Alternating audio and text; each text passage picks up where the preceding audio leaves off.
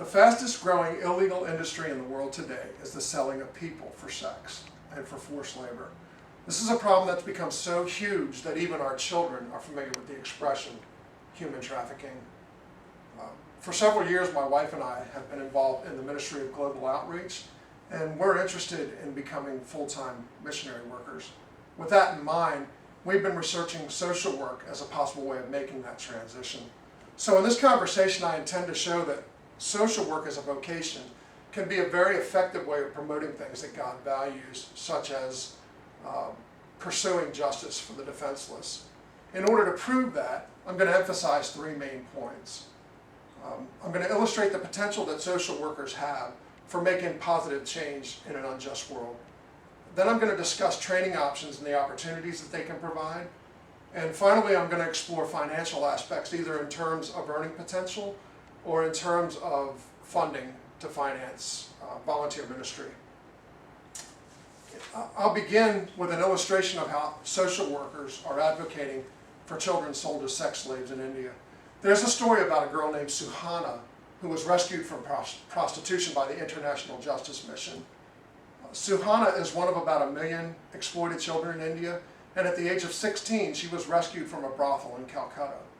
The International Justice Mission, also called the IJM, rescued her, and they placed her in an aftercare facility where IJM social workers monitored her, developed a relationship with her, and just looked after her. Well, about a year after being placed in this facility, Suhana was betrayed by a boyfriend. He took her to Mumbai, and he sold her back into the sex trade. Now, of course, the IJM social workers were determined to find out what had happened to Suhana. So they were able to find this boy, and they got him to tell them that Suhana was in Mumbai. The problem is Mumbai is a city of 18 million people.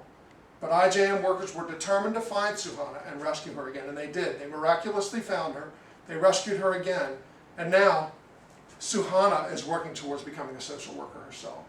If you look at this picture, that depicts the sex trade in Mumbai. This row of people at the bottom left, that's all girls waiting to go to work. Now, this is an incredible story. And of course, serving as a social worker in the United States may not be quite that traumatic, but the opportunities to promote God's values are endless because there's no shortage of people that in need here in the United States. So there's a lot of opportunity to serve. For example, I have a friend named Heidi who's involved in a ministry called the Sunshine Girls. Heidi and her friends go into the local strip clubs where they have established relationships with the exotic dancers that work there. Now, the thing you got to understand about exotic dancers is they typically work at night and they don't usually get dinner breaks. And even if they did, they're not really suitably attired to run out to the local hamburger joint and fetch dinner. So Heidi and her friends bring dinner to them free of charge. And this has established a basis of trust by which Heidi and her friends can gain the confidence of these girls. And that, in turn, makes it a little easier for these girls to believe that they really do have things like dignity and value in the eyes of God. Our next discussion turns to training and the opportunities that it can provide, training as a social worker, that is. According to the Occupational Outlook Handbook published by the U.S. Bureau of Labor and Statistics, there are two basic types of social service workers. There are direct service workers who basically interact with people to help them deal with routine problems such as illness, divorce, and unemployment. They help their clients gain access to available resources that will help them deal with their problems. Now, to become a direct service social worker usually requires a minimum of a bachelor's degree. And the second type of service worker is called clinical social workers. And they're more deeply involved in the lives of their clients by diagnosing things like mental, emotional, and behavioral disorders. And because they're more deeply involved in the clinical aspects of diagnosis and therapy, they have to have a master's degree. So it's apparent that like any other pursuit, a person's effectiveness as a social worker is going to depend largely on experience and education. Now, of course, you don't have to have a college degree to figure out how to help people.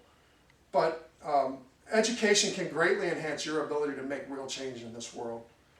The third and final point that I want to discuss, we're going to explore financial aspects as they pertain either to earning a salary as a paid employee or in terms of raising financial support to fund your volunteer ministry.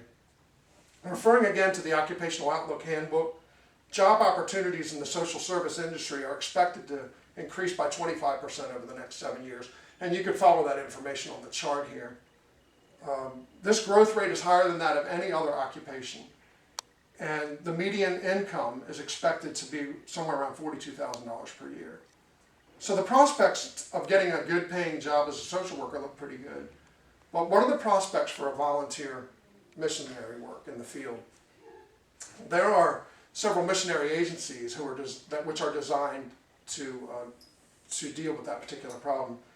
One of them is called World Outreach Ministries, and according to them, a missionary has to raise his or her own support through personal contacts with friends, family members, neighbors, and various church organizations. However, these agencies do offer training on various aspects, such as how to raise support.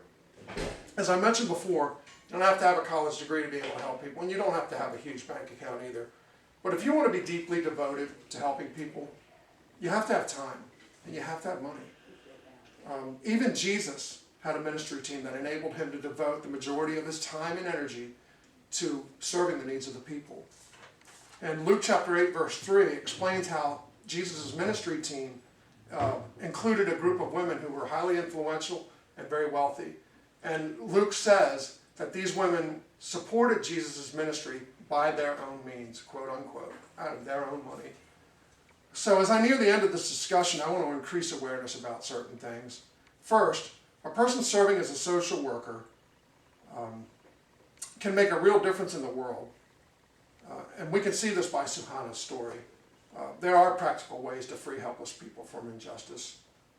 Secondly, I want to restate that the effectiveness a worker can enjoy is directly related to his or her training, experience, and availability. And finally, I want to point out that those three elements rely heavily on financial support that's needed to promote them. So in other words, greater effectiveness often depends on an abundance of funds, either earned or contributed. In closing, as I consider the importance of money in this world, and as I consider the terrible injustices that people have to suffer because of greed, I think to myself, what's really important? I know that I want to make a difference by effectively helping people in this world. And I know that effectiveness requires money and it requires training. I intend to pursue both. Thank you.